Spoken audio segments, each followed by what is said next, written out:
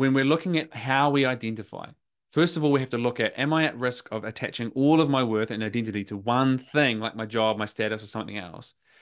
And how can I put that down without throwing it away? This is Tales from Coaching Sessions. I am just fresh off a coaching call with one of my inner circle coaching clients where we've been discussing identity. And I think this is going to speak to a lot of men because a lot of us struggle. I've been there myself. I've seen this in hundreds and hundreds of men I've worked personally with. They struggle to detach our identity from what we do. Not only our job, but our bank balance, our list of achievements, our relationship status, where we're from, our culture, our religion, these things that are part of us, but not us. And so one of the things that we're talking about for Adam is he's a teacher, he works in a remote community, and he's a very giving, generous person. He's very driven by being of service. But what we've seen as we explore, like those are great things, right?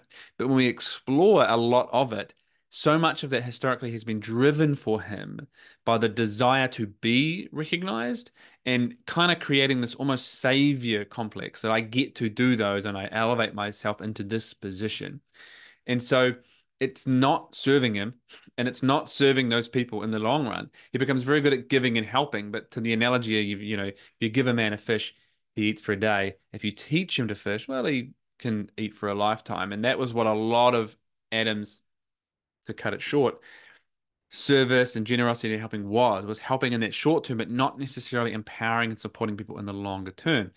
And when we dig into it, we see there's so much of his identity is wrapped up in being this person, both in his job and then also those kind of behaviors and traits in that job and in that role that he has to be this person of service, of help, of support in the community. It would be easier sometimes to just completely detach from the thing, right? Like if I have a struggle if my diet is terrible and all I eat is absolute shit, then it's not reasonable for me to just not eat anything. I have to eat something, right? And so there's the waters can be muddier, but it might be easier, let's say, if it was something to do with like my relationship with alcohol. So I just cut it out.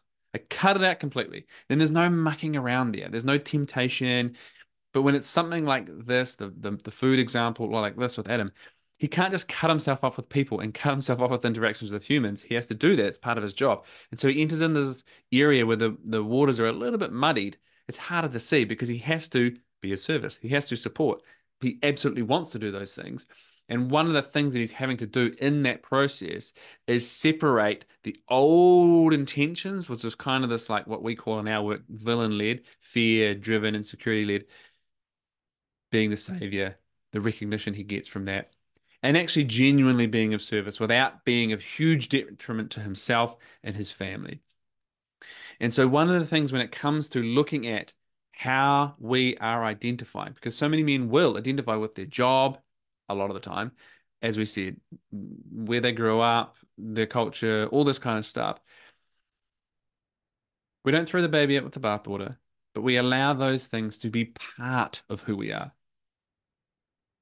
Your job, what you do in that job, your accomplishments, those things are part of who you are. They can't be it. Because when I identify with one of those things, I'm narrow, I'm shallow, I'm limited. There's no depth, there's no flavor there. But when I can allow that to not throw it away, but be part of who I am. So for Adam, part of the work that we're exploring is he is absolutely this generous, caring, kind person who loves to be of service. But that's not all of who he is. He's also someone who has his own needs, who loves to go fishing, who loves to, go to adventure and like get rid of all those responsibilities that he has and dive into things that are meaningful to him in other ways. And so when we're looking at how we identify, first of all, we have to look at, am I at risk of attaching all of my worth and identity to one thing, like my job, my status, or something else? And how can I put that down without throwing it away, but make that and the other parts of me, the other things that I'm interested in, part of who I am, part of my identity. That's my invitation to you today in the lesson from this week's coaching call. How do you identify? What in that is working for you? Is that narrow, shallow? Is there depth? Can we broaden that and include the different pieces of you that you've picked up along the way that give depth and flavor to who you are as a person? And can you own that?